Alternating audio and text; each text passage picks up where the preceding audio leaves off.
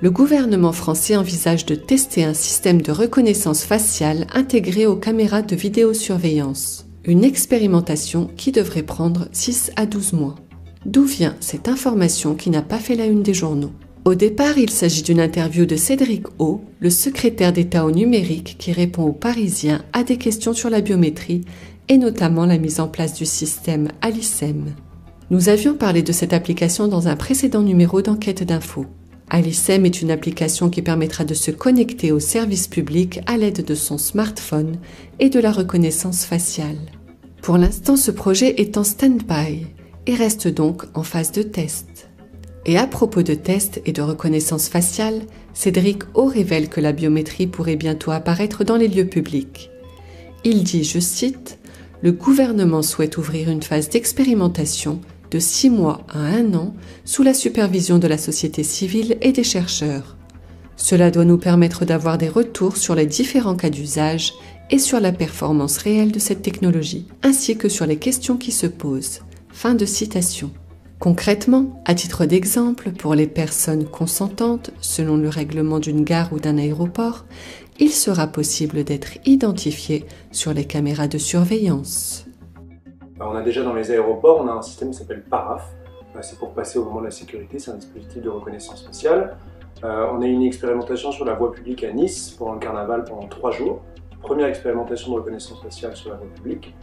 On a aussi la police qui peut accéder et faire de la reconnaissance faciale avec un fichier qui s'appelle le fichier de traitement des antécédents judiciaires.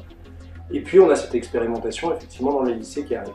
Donc ça c'est aussi un peu ce qui nous a motivés pour le recours, c'est de dire au bout d'un moment, en fait il faut commencer à réfléchir peut-être à son interdiction, en tout cas un moratoire sur tout ce développement de cette technologie. Qu'est-ce qui motive justement cette technologie, ou en tout cas le déploiement de cette technologie? C'est le flicage, c'est le fichage, c'est la sécurité? C'est ça, et c'est les trois. Plus évidemment une concurrence économique. Et il faut voir que nous on parle beaucoup quand quelquefois on peut entendre ou croiser la gendarmerie ou la police, en fait qu'on est en train de perdre la course à l'armement par rapport à la Chine ou aux États-Unis, qui nous font un champion français, qu'on a déjà des champions français, mais en fait que les champions français ils peuvent pas expérimenter leur technologie en France et que du coup les pauvres ils doivent aller l'expérimenter dans des pays étrangers où le cadre des libertés va être un peu moins strict.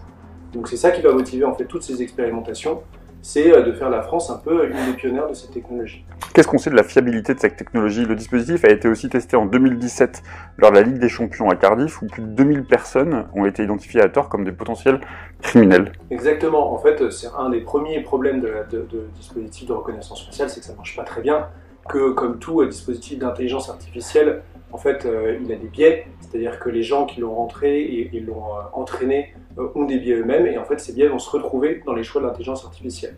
Après, il faut faire attention sur les limitations techniques de la technologie, enfin de ces dispositifs, c'est qu'en fait il ne faut pas se limiter à ça, parce que nous quand on dit « ah mais il y a des biais, ça ne marche pas bien », souvent on nous dit « ah ne vous inquiétez pas, dans 10 ans en fait ça sera fini ces biais ». Donc en fait il faut aussi s'interroger sur intrinsèquement la technologie. Est-ce que pour une fois cette technologie en fait elle est trop dangereuse pour exister, même si elle a des erreurs techniques. Mais en fait que ça marche ou que ça marche pas, on s'en fout, on n'en veut pas en fait.